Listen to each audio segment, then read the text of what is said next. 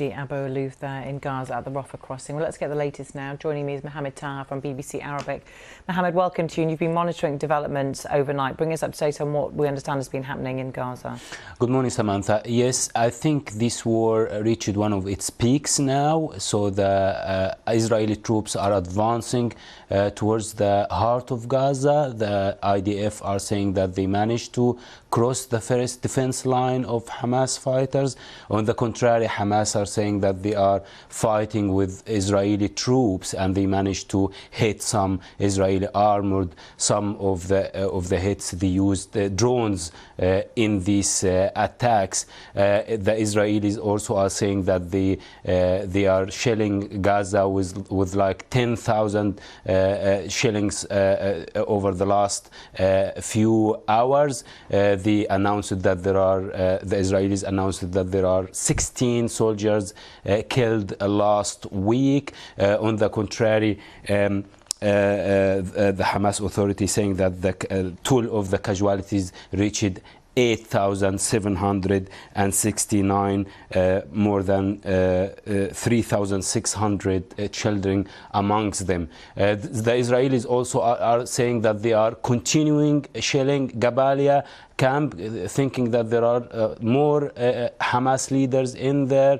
Amongst the biggest condemnation, as you said earlier, the UN human rights said that what happened in Jabalia could amount as war crimes. Hamas announced that the number of people killed in Jabalia reached 195, and there are 120 missing in Jabalia.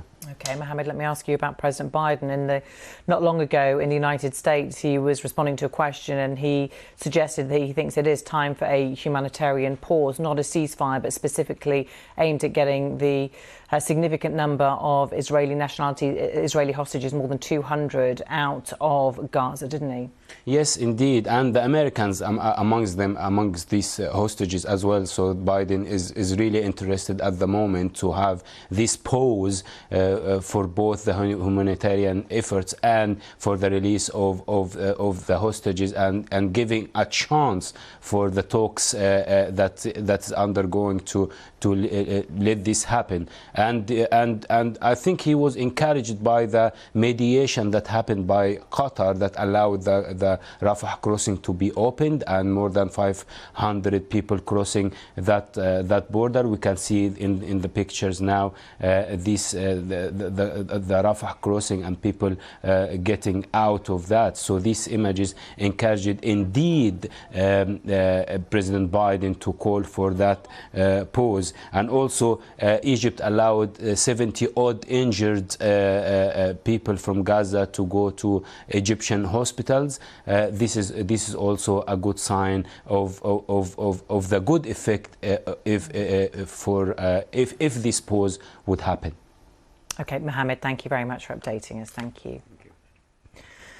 Well, as we mentioned there are believed to be more than 200 hostages still being held by Hamas in Gaza.